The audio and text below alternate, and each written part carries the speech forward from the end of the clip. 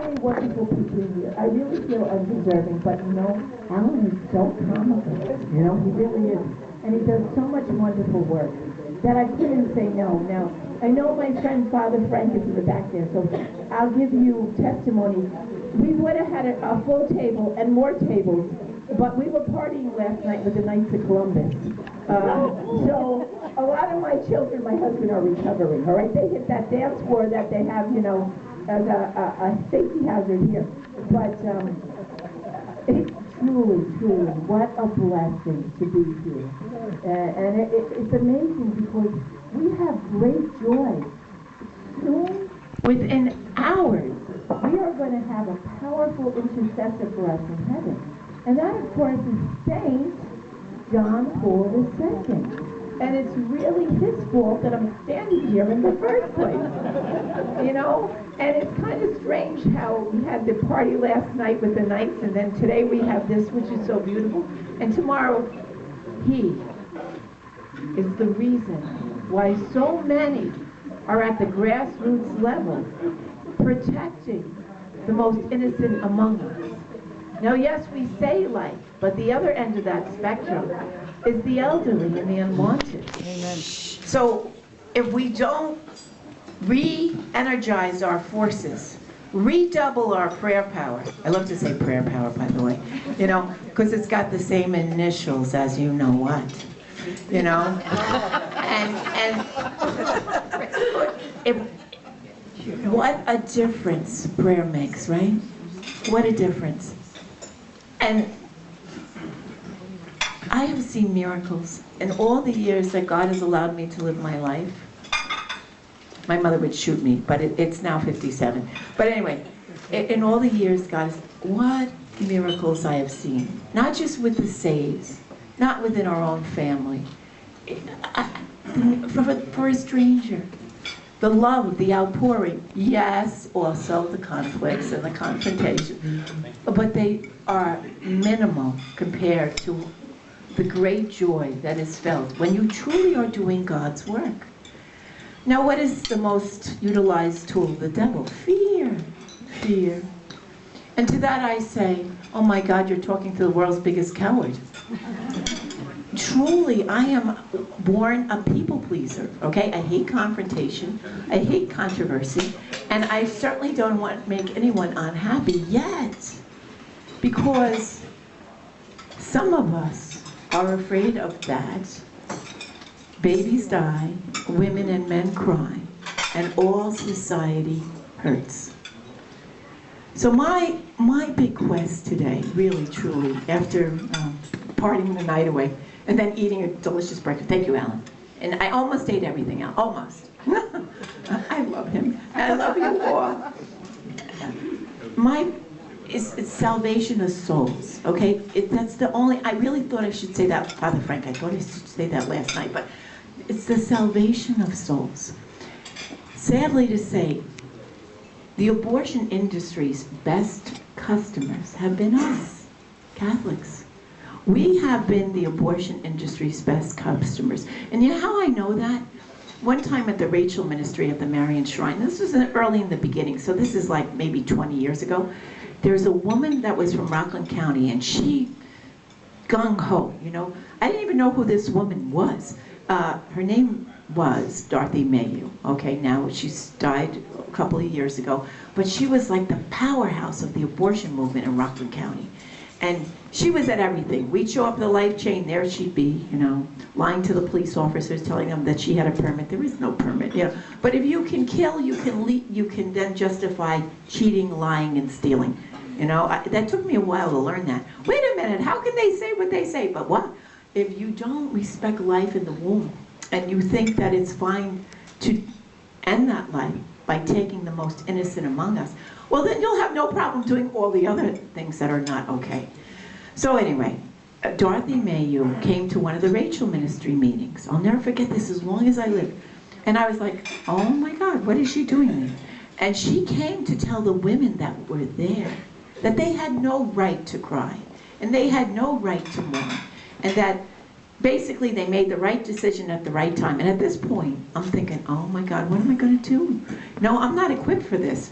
I've got 3 women mourning the loss of their babies, and I've got Dorothy Mayhew, okay, showing up, you know, the enemy within, okay? And I'm like, Lord, what do I do? A Salesian priest wasn't around to be found, and I was like, help.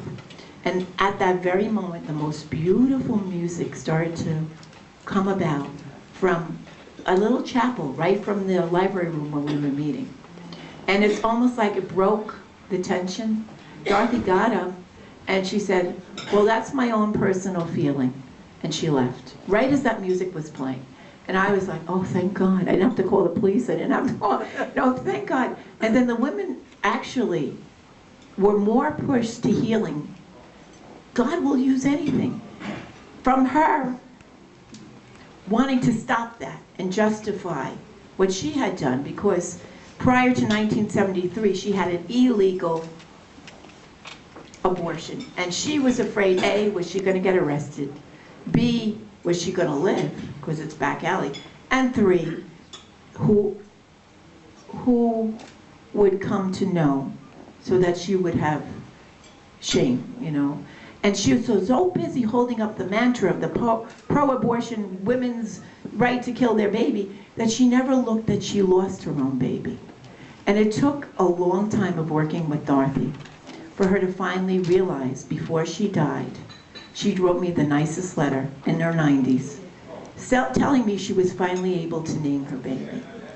So that's what I want to share with all of you. We in the Rachel ministry never know what's going to hit us, okay? We don't know if it's somebody who's with us or against us or just wants to use what we have, which are basically steps of healing. And I'll make it, I know I'm talking for everybody, but it's a good thing Harold's not here. That's all I could say.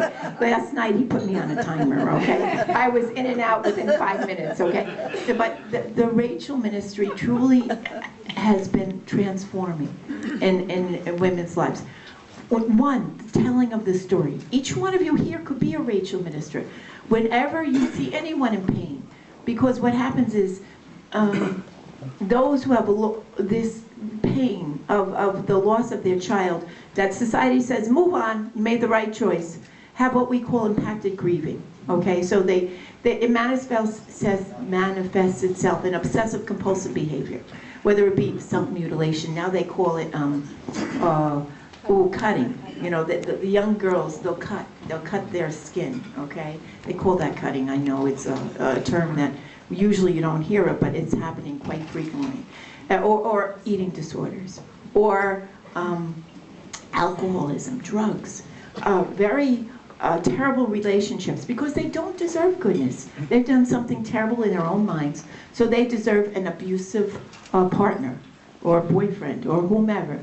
So a lot of these women are extremely wounded, so they need a safe place to put their story. And when they feel safe enough to say what happened to them, to a coworker, to a friend, to a church member, you already have taken this poison out that's been built up, whether it be a year or 30 or 40 or 50 years. We have women that come who are senior citizens, that the guilt is overwhelming them because they took their daughter, and they can't, the pain is just enormous, and they need forgiveness. So that's the first thing, is telling the story. The second is the naming of the baby. Now you ask somebody, well, how do you know? You know. You talk to any woman that's had an abortion, and you know what? When you tell her that God tells us that before I formed you in the womb, I knew you. I have called you by name, and you are mine. They know. They know they were carrying a boy. They know they were carrying a girl. And they have a name. So naming the children is extremely important.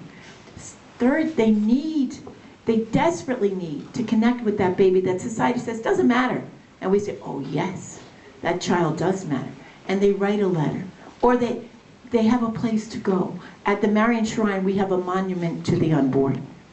And there is the most beautiful saying. The Knights of Columbus, and people donated, I was one of them. It says, dear Lord, to all those who lost their right to life, embrace them. And there's gorgeous, gorgeous horticulture and benches, and it's beautiful. So that's the, the third step is, Betty, you help me. Betty works with me here, okay? So we can't forget. So that's the third, is the writing a letter. And the fourth one, and this is extremely important because, there's not any grave. There's no graves. There's no place to go. There's no ashes. So a garden of innocence, a tree in the ground, a flower, a bush, rose bush. Something, place to go to remember, because it's truly in the remembering that the healing comes. And then the next step, and this is a very, of course, powerful one, but it takes a while to get there, the sacrament of reconciliation. And even if you're not Catholic, go to, your minister, or even your rabbi. We've had Jewish people come, and we've helped out Jewish people. And that really does help, because actually in Hebrew, they consider abortion an abomination. So that would be the sacrament of reconciliation. Then you got your last two. You ready? Allow God's forgiveness. Mother Teresa was so big on that. She was so big. She always said, give God permission. Let him use you. Move out of the way. Allow God to forgive you. Do you know, priests will tell you that women who have had abortions, girls, college students, mothers who can't take one more child, mothers who have had affairs, whatever the reason may be, fetal anomalies, whatever the reason may be, they go to confession, they come out. They go to confession, they come out. And the same sin, even though they're forgiven, is said over and over again, because there's no feeling better. So you have to let these wounded women know, and men, I don't want to forget the men, allow God to forgive you. Allow it. And then the last but not the least, it's the hardest, and that's why we left it to last. Self-forgiveness. Time is a wonderful healer. Some women never forgive themselves. But we find out in time, miracles do happen. And we find out that getting involved in all these activities, and let me tell you, in the 20 years that we've been doing this work here, it is amazing to see those that have come go about and be active in the pro-life various ministries. So that's amazing. Soon to be St. John Paul II said it best in his encyclical when he went on to speak to the women that have had the abortions, and he said, the Father of mercies forgives you. What you've done is not, of course, good, it's terribly wrong. But your child is now living with the Lord. And you will become our most ardent defenders of life. And when I read that years ago, I went, what? No way. Oh, but yes, I've seen it transformed. So I'm just going to end. I just hope I remember the words. I am going to end with it's so long ago. We recited it on the way over. My van made it here. Thank you, Jesus. But the ladies with me from Rockland, okay. And actually, my co-minister Betty Gallup, I love her so much. She's got her MSW, so we're all good. Yes, Betty, stand up, Betty. Is right. Betty, stand up, Betty. Okay. She makes sure I know what I'm doing. But it's called, I don't know if anybody knows it, the author's unknown, but it's called The Touch of the Master's Hand. Does anybody know that? Well, help me if I do the wrong thing. Okay, so it goes like this. Okay, 'twas battered and scarred, and the auctioneer, in a voice that was quiet and low, said, what am I bid for this old violin? And he held it up with the bow. $1, then two, only two. $2, and who'll make it three? $3 once, $3 twice. Going for three, but no. From the room far back, a gray-haired man, not you, Ellen, came forward and picked up the bow. And wiping the dust from the old violin and tightening the loosened strings, he played a melody pure and sweet, as a caroling angel sings.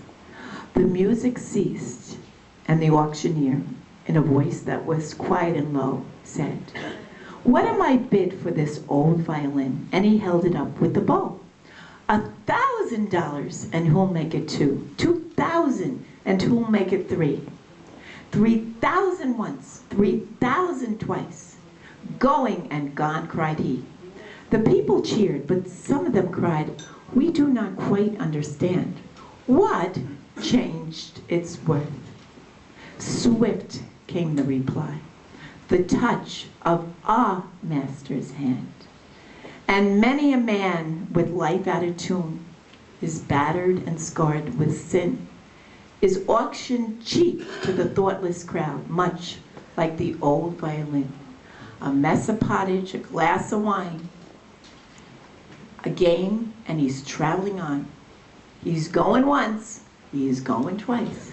He's going and he's almost gone.